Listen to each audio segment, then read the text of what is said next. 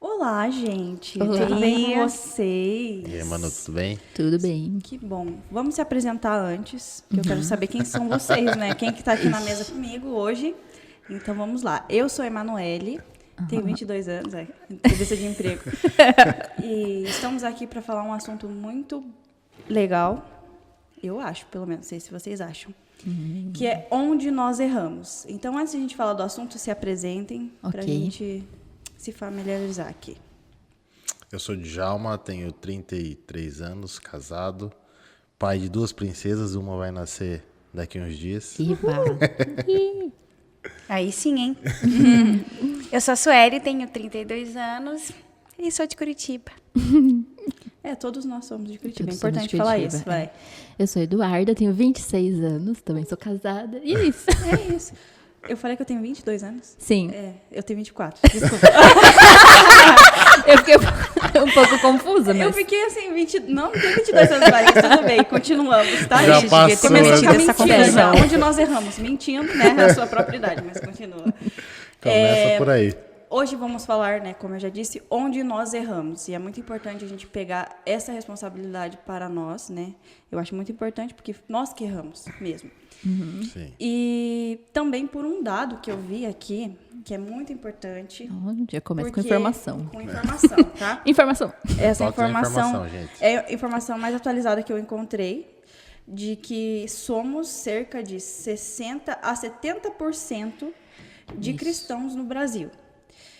E eu achei esse número muito expressivo. Peraí, eu não vocês. entendi. É 60% 60 do Brasil é cristão? É 60 cristão. a 70% do Brasil é cristão. Dentre esses cristãos, né? Católico evangélico. Católico, evangélico e referências, né? Eu vi uma informação também, Pode falar. que aproximadamente 50% de católicos e ali na faixa dos 20 e poucos de evangélicos. Informação. Então, Já está aumentando a faixa de evangélicos tem aumentado exponencialmente. Já tá... somos, então, um número muito expressivo, eu acho, né? Acho expressivo E daí também. uns 180 milhões, e somos em 230 milhões de brasileiros, então Sim. estamos aí nessa média, que eu acho bem expressivo, e isso pode nos dizer muita coisa onde nós erramos, para toda essa população. É impossível a gente não ter errado, né? Sim. É muita gente para a gente não ter errado. Eu acho que até porque se a gente somos tão expressivos assim em número, a qualidade, né, da vida do brasileiro deveria ter tido alguma relevância, uma influência, quero dizer, né, uma influência do pessoal cristão, né? Sim. Então isso mostra muito, não é só no calendário, porque nós temos muita influência no calendário. O Brasil tem um calendário totalmente cristão, né? Sim. Sim. Então não é só no calendário que nós deveríamos influenciar. Sim. Nossa, muito Verdade. muito verdade. Muito legal É um isso. número expressivo e é muito louco, que daí eu já pego um gancho em relação a isso, porque a sociedade, a gente aqui dentro da igreja, a gente consegue separar o que realmente é a noiva de Cristo, quem é realmente cristão, Sim. mas a sociedade, quando faz esses... Não. Não consegue. Então, vamos furar a nossa bolha e entender que a sociedade, para eles, tudo é igreja.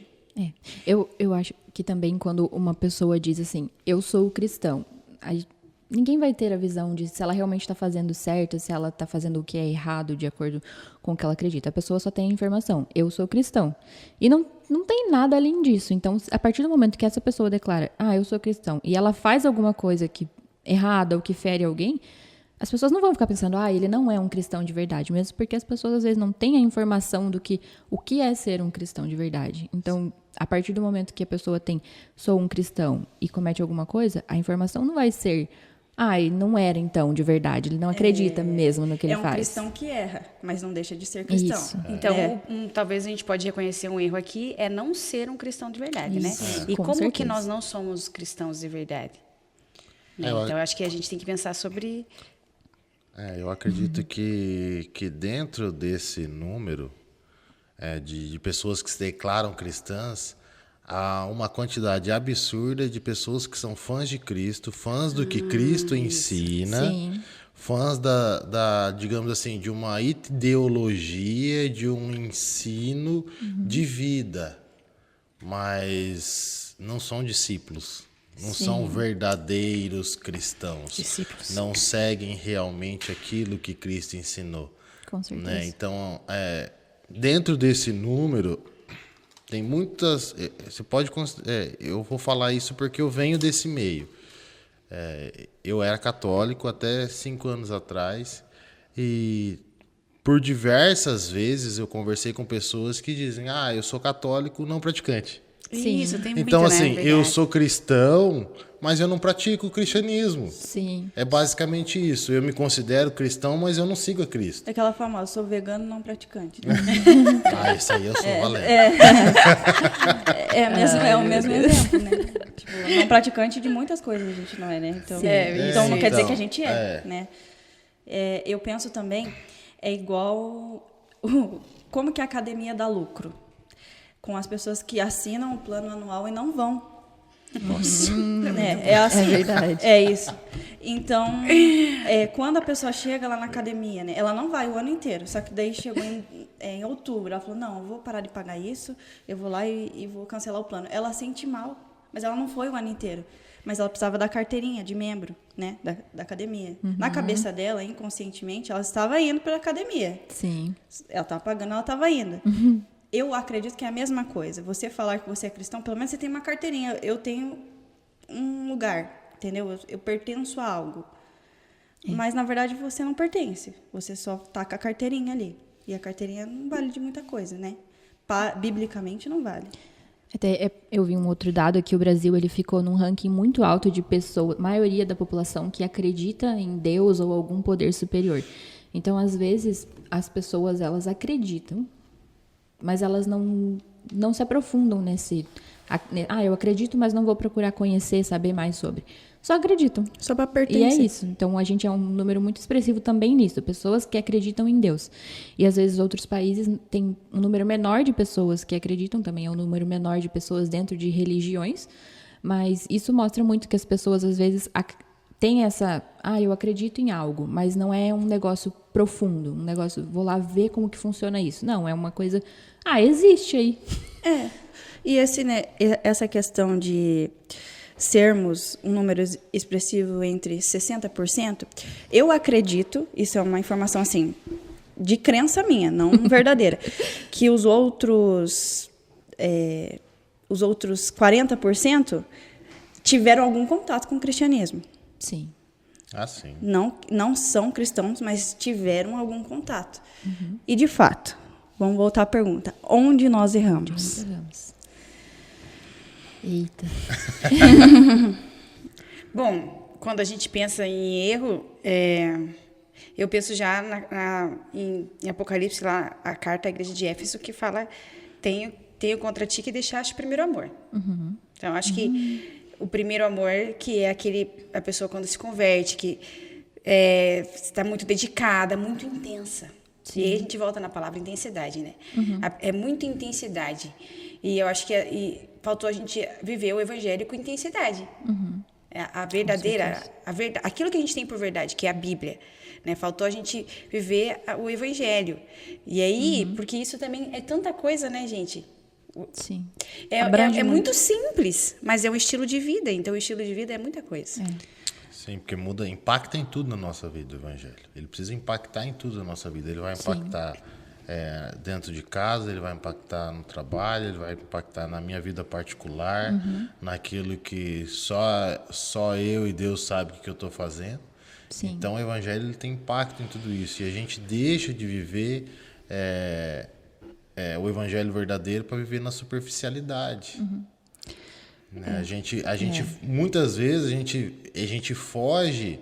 Por quê? Porque tem coisas que eu preciso mudar. Isso. E eu preciso melhorar, eu preciso mudar esse erro que eu tenho cometido, escondido na minha vida, que ninguém sabe. Eu preciso deixar de fazer isso.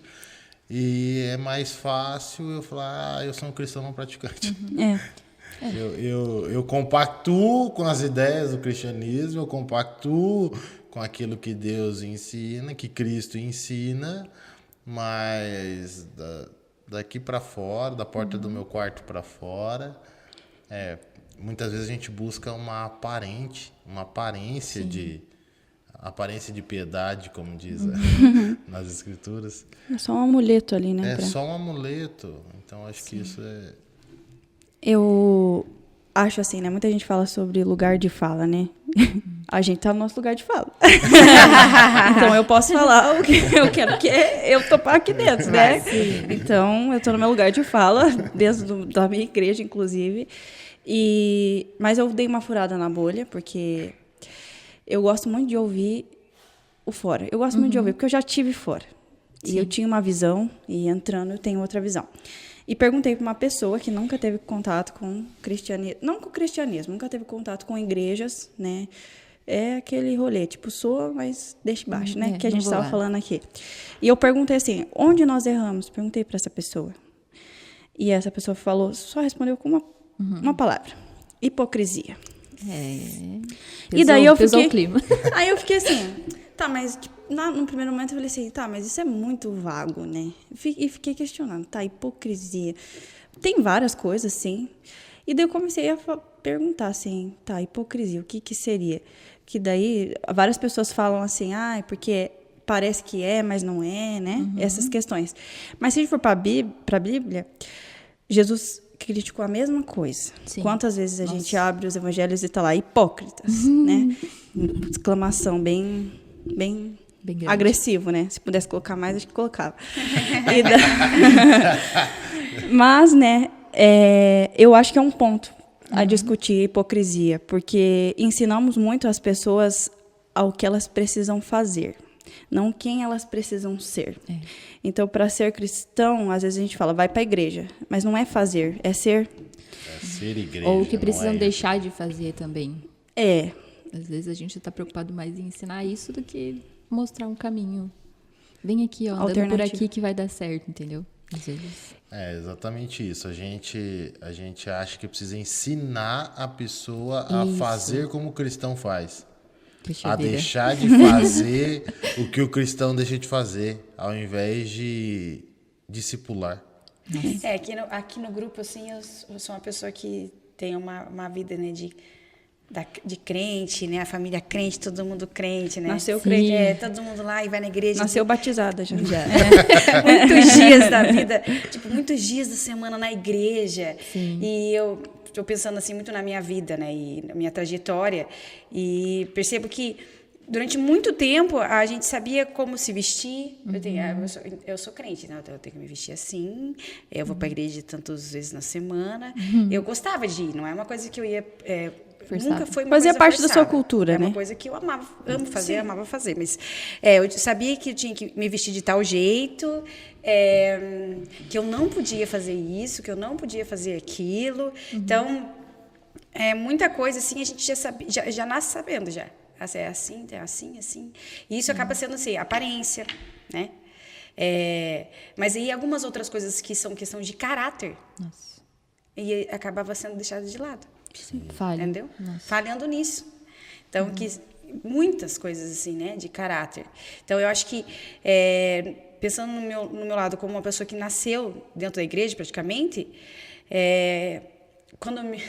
por exemplo, quando eu nasci, todo mundo estava na igreja, né?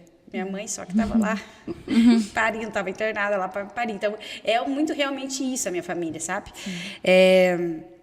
Então, eu acho que a gente acaba crescendo nesse monte de aparências, de regras, que nós podemos chamar de religiosidade, né? Sim. E aí esquecendo as coisas mais importantes, né? Que é realmente ser, né? Ser e sentir, né? O primeiro amor, como eu já tinha falado. Sim. Nossa, Porque Cristo, é aquilo que eu falei outro dia, Cristo no sermão da montanha, ele vai dizer, vocês são o sal da terra, vocês são a luz do mundo. Então, vocês não precisam fazer o sal. Não precisam sal fazer a luz. Não é feito através de você. Você não é fabricado para iluminar. Você é a própria luz. Você é o próprio sal. Cristo, ele vai dizer que ele é, e depois ele passa essa responsabilidade de ser pra gente. Nossa, é verdade. Meu Deus. Eu fiquei aqui impactada. Eu tinha pensado um negócio até fugiu. Se alguém quiser falar. Meu Deus do céu.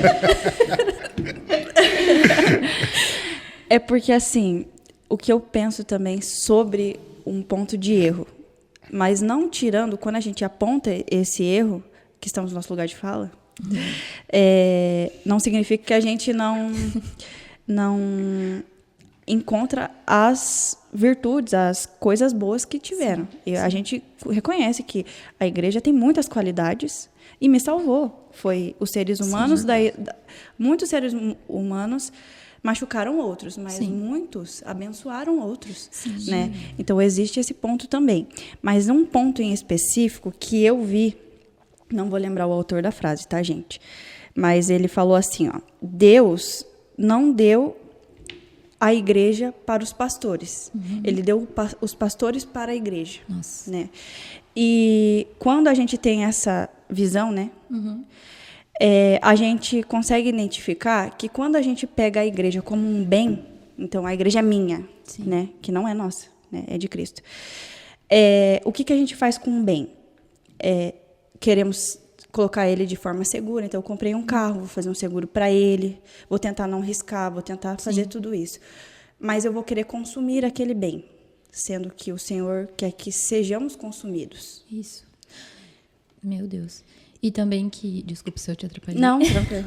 E também que, pensando nisso que vocês dois falaram, tanto da gente ser luz, da gente de ter uma igreja e nós sermos consumidos, tudo o que a gente tem e tudo o que a gente faz não é nosso, vem de Deus. Então, às vezes a gente tem um esforço muito grande de, eu quero que a pessoa mude isso nela, mas não é a gente que efetua essa mudança nela. Sim. É Deus, através do Espírito Santo. Vem através do Espírito Então, Santo. qual que é o nosso papel diante disso? O nosso papel seria estar ali com essa pessoa, auxiliando essa pessoa. Constrangendo através da santidade, né? Sim. Amando. Não sem precisar falar. Sim. Às vezes não é necessária a nossa fala. Constrange, né? O amor constrange. Cristo constrange. Ser a expressão do amor de Deus na vida da pessoa. Querer ser essa expressão, né? Acho que é o Tim Keller que falou que pessoas legais não são crucificadas. Né? Então, vamos para outro ponto, né? Temos uma linha muito tênue em ser muito agressivo ou muito permissivo. E o evangelho é sobre equilíbrio, né? Sim. Não é sobre vou atacar demais todo mundo, mas também não vou deixar todo mundo fazer o que quer, que bem entender. Não é libertinagem, né? Não é libertinagem. É liberdade, não É libertinagem. liberdade. E a liberdade, ela não depende de você ficar preso a algo. Isso é óbvio, né? Então, por que a gente não usa droga, né?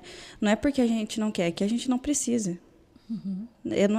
Eu quero usar? Não tem necessidade de eu usar. É que é uma liberdade consciente. É consciente. Ser preso... muitas vezes, né? Isso eu ouvia quando era adolescente. Você é crente, você não faz nada. Na verdade, eu posso fazer tudo, eu só não quero. Né? Então, é o querer, não querer desobedecer a Deus, sabe? A liberdade que Cristo nos dá, ela nos traz a liberdade de escolha. Na verdade, a liberdade que a gente tem é a liberdade de escolher. Porque eu não sou mais escravo do pecado, então eu posso escolher pecar ou não. Essa é a liberdade que Cristo nos dá. Ele não é uma liberdade... eu tenho liberdade para fazer qualquer coisa. Tudo que eu quiser agora. Mas é a liberdade de não estar debaixo do jugo do pecado mais. Sim. É de eu não depender disso. Eu não preciso da droga para eu viver. Eu não preciso de certas coisas. Por quê? Porque eu tenho a liberdade de escolher viver a Cristo. Sim. E isso não nos dá o direito de construir muros. Porque daí a gente se isola, a gente não faz isso, a gente vai se isolar e a gente vai viver no nosso mundinho. Isso não nos dá a liberdade de construir muros. Eu converso com esses amigos que não têm a vida cristã tranquilamente. Eu só não preciso não ter o mesmo hábito que eles. Sim. Mas eu não vou me fechar, né? Quantas vezes eu ouvi assim, não vai no aniversário e tal, né, dentro da igreja, porque fulano bebe no aniversário. Mas é aquela pessoa especial, né?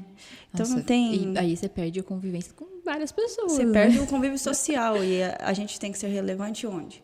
Não na igreja, né? Sim, socialmente falando. Nesses convívios. E é nesses lugares que a gente pode fazer a diferença e ser luz e sal e que a gente precisa ser, né?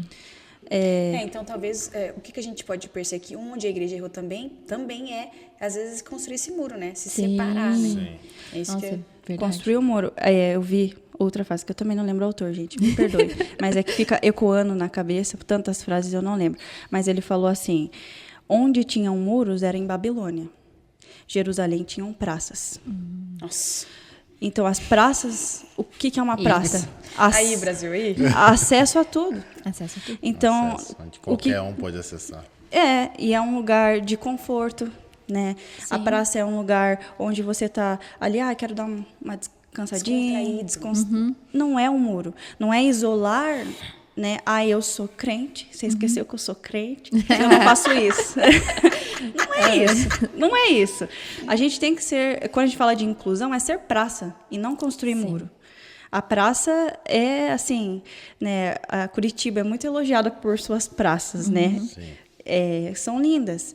E outros estados, por E quê? às vezes as pessoas sentam para descansar, para fazer amigos, porque se sente sozinho, ou porque está precisando refletir. Olha quantas coisas que pode fazer numa praça. E no muro? Você é limitado. Quando você constrói um muro, você vai pra limita. lamentar. Nossa, é verdade. Meu Deus. No muro, o muro, normalmente, você vai para lamentar. Não para viver. Para separar. Para separar. Muro separa. Nossa, gente, olha. Meu Deus. Misericórdia. Misericórdia. Mas eu acho que esse daí vem com aquilo que a gente estava conversando. O apontamento do que as pessoas não podem fazer. Um erro gigantesco da igreja é apontar o dedo e falar, você não pode fazer isso. Sim. E tipo assim, você não pode fazer, isso é errado. Mas sem o amor, sem cuidar da pessoa, sem falar, cara, você precisa melhorar nisso, porque a palavra diz sobre isso, ela diz isso. Então a gente não ensina com amor muitas vezes. A gente constrói realmente um muro e coloca a pessoa para fora. E muitas vezes com a dificuldade que a pessoa... Às vezes a pessoa quer mudar aquilo na vida dela. Sim. Ela sabe que aquilo não condiz com uma realidade e que ela precisa melhorar e que ela precisa mudar. Só que ela já não vem com a igreja, já não vem para a igreja, ela já nem vem para a igreja com medo de ser julgada. Sim. Nossa, eu acho que isso, como cristão, a gente tem que pensar assim, todos nós somos pecadores, certo? E, por exemplo, eu também estou aqui há 5 anos, igual você. Então, lá atrás, eu vim e eu fui perdoada e etc. E eu tive e ainda tenho as minhas dificuldades. Então, por que eu não consigo olhar para o outro, entender que ele tem as dificuldades dele e ter um amor nisso mesmo, compaixão dessa pessoa? Então, por que eu não consigo? Porque eu tenho, Jesus veio, ele se fez carne, ele viveu como nós, ele teve todas as dificuldades que a gente também teve. E ele com certeza sofreu com isso. E ele recebeu tudo que a gente receberia em nosso lugar. E Deus é um Deus que com certeza sente as coisas. Eu tenho certeza absoluta disso. Então, eu tenho certeza que Deus se compadeceu de nós como pecadores, pessoas que realmente não sabem o que fazem, e olhou para nós com amor. Por isso Jesus veio por nós. E nós não conseguimos pensar nisso, a gente não consegue pensar que a gente recebeu isso. Então, o que a gente tem que dar para os outros? A mesma coisa que a gente recebeu. Se eu recebo vida, logo eu tenho que gerar vida para as outras pessoas. E às vezes a gente não faz isso, a gente quer apontar o dedo para a pessoa sem falar, olha, eu entendo você, eu já passei por uma situação muito parecida, ou então, a minha situação não é parecida, mas eu sei o quanto é difícil você sair desse lugar que você está agora, mas vamos lá, vamos junto. Então, realmente, assim, carregar as pessoas junto. E esse escândalo, né, que a gente faz, vem muito uma frase que eu aprendi na terapia. Façam terapia, gente, também é bem importante para a igreja, hein? Bem importante. Mas todo excesso esconde uma falta. Sim. Então, quando a gente faz muito excesso, porque você precisa mudar isso, por que de fato tem hipocrisia? Porque a gente está falando para o outro mudar uma coisa que a gente deveria estar mudando. Então, é um excesso que a gente faz com os outros, mas que esconde uma falta nossa, a falta da santidade. Meu Deus. Vou embora. Então, Podemos encerrar por aqui. Mas para concluir, eu acho que foi muito bom o que a gente tudo que a gente falou. Teve pontos muito importantes e nos responsabilizando disso tudo. Eu estava pensando aqui que falaram pastor, e eu tenho refletido muito sobre a questão de, não de pastoreio, mas de ser ovelha, porque é isso que eu sou. Sim. Eu acho que a igreja esqueceu, às vezes, de se colocar no lugar de ovelha, de ser. O que eu sou? Eu sou ovelha. E a ovelha, ela conhece o seu pastor. Ela reconhece a voz dele. Ela é um lugar de simplicidade, de humildade, né? Então, e aí eu até estava pesquisando como é que eu faço para ser ovelha. De sério, porque eu estou na igreja, né, há 32 anos, e eu preciso entender como é que é ser ovelha. Não basta participar do Ovelhinhas de Cristo. Aí, então, ser ovelha é você reconhecer o seu pastor, conhecê-lo e ser conhecida dele. Nossa. Então, como é que eu faço isso? Eu tenho que ler a Bíblia e praticá-la. Entendeu? Não tem outro caminho. Então, eu acho que isso... é isso, entendeu? Foi a resposta que eu achei. Então, eu acho que falta para mim querer ser ovelha, entender que se eu sou igreja é porque eu quero ser ovelha de Jesus, né? Ele é meu pastor, e então eu preciso conhecê-lo e praticar aquilo que a Bíblia diz. Então, para mim, gente, eu acho que, eu pensando em mim, né? É o meu erro como igreja. Muitas vezes eu quis ser religiosa, quis pensar realmente a gente julga o outro. Sim. Mas e eu, né? E eu sendo ovelha. Como eu estou sendo? Que ovelhinha eu estou sendo? Né? Quem é o seu pastor, né? E quem é o meu pastor? Muito importante. Ele me conhece? Isso. Eu sou conhecida dele? Então, isso são os questionamentos que tenho pensado aí na minha semana, no meu mês. A gente esquece também que é ele quem traz a justiça, né? Não é a gente que tem que fazer a justiça. Verdade, justo. Jesus não precisa do nosso textão no Facebook condenando as coisas. Não precisa. Não. A igreja tem Cristo e basta, né? Basta, exatamente. Meu Deus. Então é isso. Antes do Dija falar isso, que ele vai falar que é muito importante... O like, né, gente? Pelo amor de Deus. Jesus daria like nesse vídeo. Jesus daria like. E uma coisa eu vou pedir, se você tem algum assunto que você gostaria que a gente conversasse sobre, deixa no comentário, nas nossas redes sociais, no YouTube, no Instagram, no TikTok, manda pra gente. Estamos abertos a sugestões. Sem cancelamento, por favor. Misericórdia sobre a nossa vida. Erramos, mas entendemos que erramos, né? É uma coisa, o que eu ia falar aqui pra encerrar é mais ou menos assim, a gente precisa... mostrar para quem está fora e deixar isso claro, a igreja é falha. A igreja ela é feita por humanos, por pessoas. E nós somos falhos. Nós somos pecadores. Paulo vai dizer... Sede meus imitadores como eu sou de Cristo. Depois vai dizer, dos pecadores eu sou o pior. Então, né? Entendeu? Então, olha o contraponto. Então, a gente é falho. Então, a nossa igreja, a igreja que a gente vive hoje, no planeta Terra, aqui, na nossa realidade, sempre vai ter uma falha. A gente sempre vai cometer... gafes. Cabe a nós entendermos que somos os piores pecadores. Nós somos falhos e que nós, como igreja, precisamos melhorar e que a nossa vida vai impactar quem está lá fora quando a gente passar a ser e não a querer fazer. É um reconhecimento, né? Também não é jogar as coisas para debaixo do tapete e fingir, não. A gente nunca fez isso, nunca Passar errou. um pano, igual pica-pau. Não,